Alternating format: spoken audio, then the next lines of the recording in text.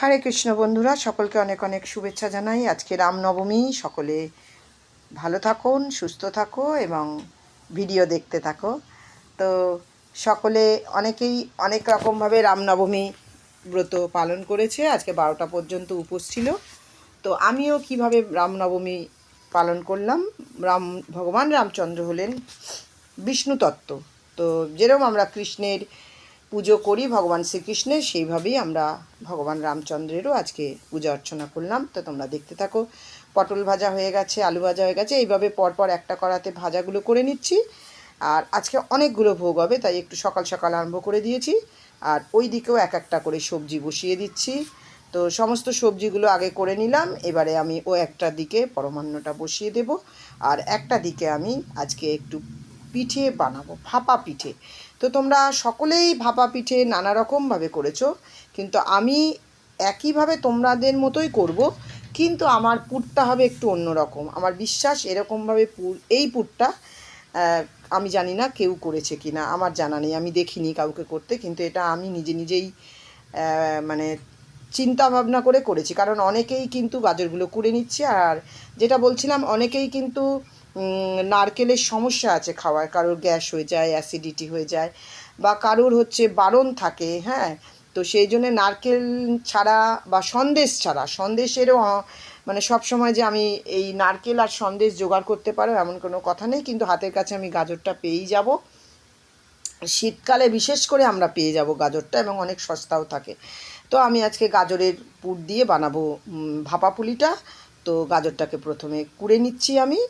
আর এইটা খুব সুন্দর একটা মানে হয়। আর এই গাজরের এই পুরটা দিয়ে তোমরা পাটিসাপটা বা অন্যান্য যা যা পিঠে সেগুলো বানাতে পারো। কড়াতে ঘি দিয়ে দিলাম, আর এই গাজরগুলো আমার সমস্ত কোরানো হয়ে গেছে। দেখো একদম মিহি করে কুড়িয়ে নিয়েছি। আর গাজরে যেহেতু তেল বেরোবে না, নারকেলের নাড়ুতে কী হয় যে এরকম তেল বেরোয় একটা, সেই তেলটা দিয়েই আমরা কিন্তু নাড়ুটাকে পাকাই, গুড় বা চিনি দিয়ে বা দুধ দিয়ে বা কনডেন্স মিল্ক দিয়ে। আর এক্ষেত্রে গাজরে যেহেতু কোনো তেল বেরোবে না, সেই জন্য আমি একটু ঘি দিয়েছি, তোমরা চাইলে সাদা তেলও দিতে পারো। তো এইভাবে আমি গাজরটাকে ভালো করে ভেজে নিচ্ছি, পাক দিয়ে নেব। এরপরে যেটা দেব সেটা হলো চিনি দিয়ে করব। আমি আখের গুড় দিয়েও করে রেখেছি, আখের গুড় দিয়েও খুব ভালো হয়। আর যদি তোমরা আখের গুড় না চাও, তো আজকের মতন আমি যেমন আজকে চিনি দেবো, তো কৌটো উবুর করে চিনি দিয়ে দিলাম। তো চিনি দিয়ে ভালো করে এবার একটু নাড়াচাড়া করে নেবো। এর মধ্যে একটু এলাচও দিতে হবে, আর ব্যালেন্সের জন্য যদি কেউ চাও একটু লবণও দিতে পারো, কোনো অসুবিধা নেই। আমার পুরটা হয়ে গেছে। এবার আমি এর মধ্যে একটা হাঁড়িতে একটু জল দিয়ে বসিয়ে দিচ্ছি, আর এই জলটার মধ্যেই ভাপা পুলিটা হবে। তো একটা বহু ছিদ্রযুক্ত একটা পাত্র বসিয়ে দিলাম, এবং পুলিগুলো এক এক করে গড়বো আর ওর মধ্যে দেবো। যেহেতু একা হাতে করব, তো জলটা যতক্ষণে ওইগুলো গড়তে থাকবো ততক্ষণে কিন্তু পুলিগুলো গড়া হয়ে যাবে।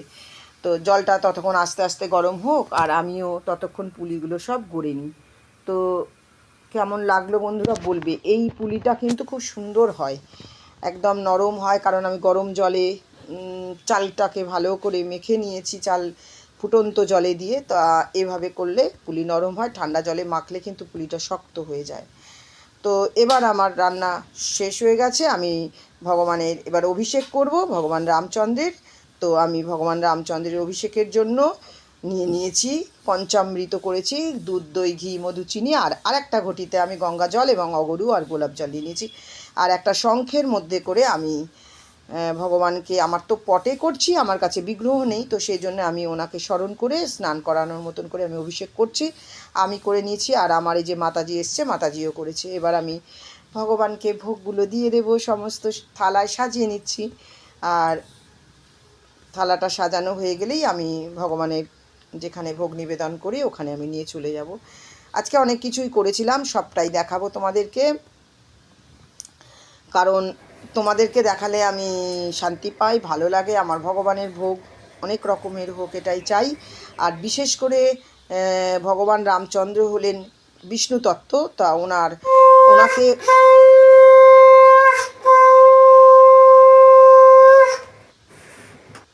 হরি ভজ ভকত বৎসল শ্রী গৌর হরি, শ্রী গৌর হরি সহি গৌর অষ্টবিহারী নন্দ যশোমতি চিত্তহারী ভজ ভকত বৎসল শ্রী গৌর হরি। যেটা বলছিলাম, ভগবান রামচন্দ্র হলেন বিষ্ণু তত্ত্ব, তো ওনাকে আমরা ভগবান শ্রীকৃষ্ণকে যেভাবে পুজো করি, অর্চনা করি, সেভাবেই আমরা সেবার কাজ বা পূজা অর্চনার কাজ করলাম। আর আমি যে গানটা গাইলাম সেটা হলো ভোগারতির গান। আমরা বিশেষ তিথিতে বা বিশেষ দিনে আমরা ভোগারতি বা বিশেষ অনুষ্ঠানে আমরা কীর্তন করি, কিন্তু বাড়িতেও করার কথা, কিন্তু সবসময় সময় হয়ে ওঠে না। কিন্তু তিথিগুলোতে কিন্তু আমরা সবসময় ভোগারতির গান গাই। এটার মধ্যে দিয়ে আমরা ভগবানকে আরও অনেক কাছে পাই এবং ভগবানকে আমরা যা ভোগ দিয়েছি সেগুলো গ্রহণ করার জন্যই আমরা প্রার্থনা করি। তো এভাবেই ভোগারতি গিয়ে আমি শেষ করলাম এবং এখন চলে যাব আমি ভগবানের কাছে। যে ভোগ দিয়েছিলাম সেটা দেখাবো। ছিল পুষ্পান্ন, ছিল লাল শাক ভাজা, ছিল বরবটি ভাজা, ছিল পটল ভাজা, ছিল আলু ভাজা, ছিল কুমড়ো ভাজা, আর ছিল এঁচোড় কষা বা এঁচোড়ের ডালনা, আর ছিল কাবলি ছোলা দিয়ে পনির আলুর সবজি, আর ছিল আমের চাটনি, আর ছিল পরমান্ন, জন্মদিন বলে কথা, আবির্ভাব তিথি বলে কথা, আর ছিল লাড্ডু, আর ছিল আজকের যে ভাপা পুলিটা দেখালাম ওইটা। তো তোমরা সকলে ভোগ প্রসাদ দর্শন করো এবং ভগবানের কৃপা লাভ করো। আমার এই মাতাজির প্রসাদ পাওয়া হয়ে গেছে, বসে বসে মোবাইল দেখছে। তো আর এক মাতাজিও আসবে, ওই মাতাজিও এসে গেছে, প্রসাদ পাচ্ছে। খুব আনন্দ লাগে যখন কাউকে প্রসাদ দিই না, তখন মনে খুব আনন্দ লাগে। মনে হয় যেন প্রসাদেই তো আমাদের সর্ব আশা পূরণ হয়। এর আগের দিনও আমি বলেছি, মাতাজি প্রসাদ পাচ্ছে আর গল্প করছে, খুব ভালোবাসে আমাকে। তো সেজন্য আমি ওর কাছেও আমি কৃতজ্ঞ যে আমি এত ভালোবাসা পাই ওর কাছ থেকে। আমার এই ভিডিওটা আজকে এই পর্যন্ত। যদি ভালো লেগে থাকে লাইক, শেয়ার, সাবস্ক্রাইব, কমেন্টস করো আর সঙ্গে থাকো, দেখতে থাকো। রাধে রাধে, রাধে রাধে, রাধে রাধে।